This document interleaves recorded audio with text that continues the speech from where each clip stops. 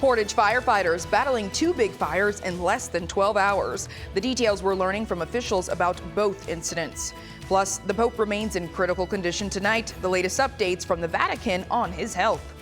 And Battle Creek churches, they got a special guest at their services. News Channel 3 Live at 11 starts right now. Covering West Michigan to protect and alert you. This is News Channel 3 Live at 11. Thanks for joining us on News Channel 3 Live at 11. I'm Princess Johnny Steverson.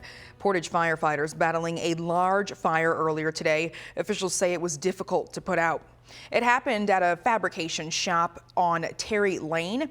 Firefighters found the fire already fully involved when they arrived. Officials say some of the difficulties included long access drives and limited access to the building.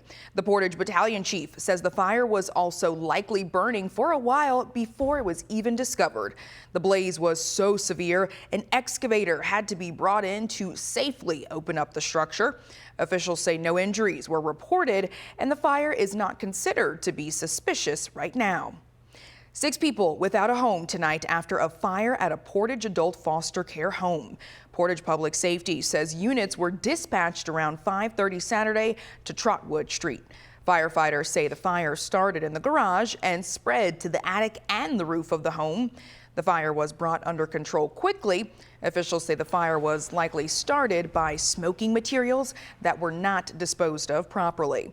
Officials tell us the 6 displaced residents are getting help from the care agency involved to make sure their immediate needs are met. An investigation is underway in Kentwood after an officer was partially struck by a car at Woodland Mall. Kentwood police officers say they were called to the mall just before 7 o'clock Saturday for reports of shoplifting. Officers saw 2 suspects leaving the mall with stolen items and attempted to apprehend the suspects as they got in a car. Officials say the suspects then quickly fled in the car, knocking over an officer. That officer was taken to the hospital as a precaution, but no life-threatening injuries were reported. No arrests have been made yet, and officers continue to investigate. We're learning that a Venezuelan man is behind bars tonight in Ottawa County after an ATM break-in. The sheriff's office was called to Lake Trust Credit Union off of West Shore Drive around 3:15 a.m.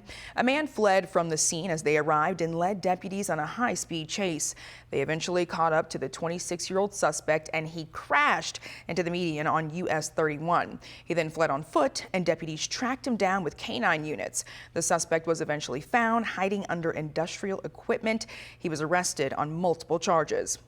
We're taking a live look now over downtown Kalamazoo this Sunday night. We saw a warmer weekend and those temps are expected to keep going up.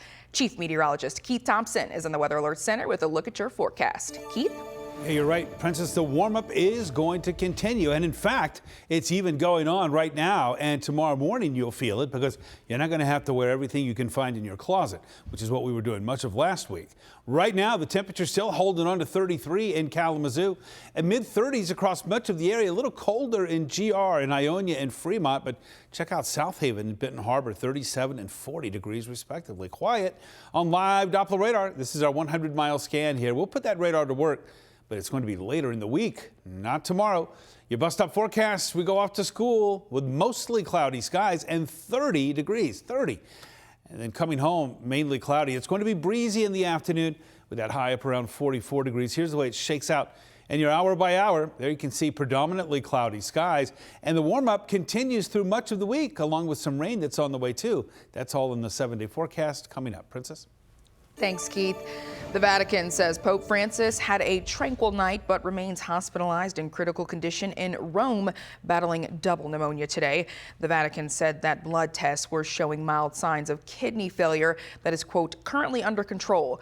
Bradley Blackburn reports with more. Pope Francis remains in Rome's Gemelli Hospital and Saturday suffered what the Vatican called a prolonged asthma-like respiratory crisis. He needed supplemental oxygen and blood transfusions to treat anemia. For the first time, his condition was described as critical. Sunday morning, the Vatican released a one-sentence update saying the night was tranquil. The Pope rested. Francis has been in the hospital now for more than a week with double pneumonia. The 88-year-old has long dealt with breathing problems. He had part of one lung removed decades ago. In the Pope's birthplace, Buenos Aires, his image was projected on an obelisk this weekend with a message saying, "Francis, the city prays for you." There were prayers from St. Peter's Square Saturday to St. Patrick's Cathedral in New York. We're praying for his health and that he will be restored. But ultimately, it is God's will. Cardinal Timothy Dolan was somber. When he's got such serious difficulties with his bones and his stomach and everything else, we kind of knew it might be time for him to go home. Kind of hope not. I love him. Hope he's around a little while longer. This is the Pope's fourth time in the hospital since 2021. He recovered from a case of pneumonia 2 years ago. In the past, he said he'd consider retiring, but more recently asserted the job of Pope is for life. Bradley Blackburn, CBS News, New York. The Vatican says the pontiff has not shown further respiratory crisis since Saturday night. The Trump administration says it's placing all but a fraction of the staff at the U.S. Agency for International Development on leave. The administration also says it will fire 2,000 U.S.-based staffers at the agency, its biggest step yet towards the administration's goal of cutting the government's humanitarian aid arm.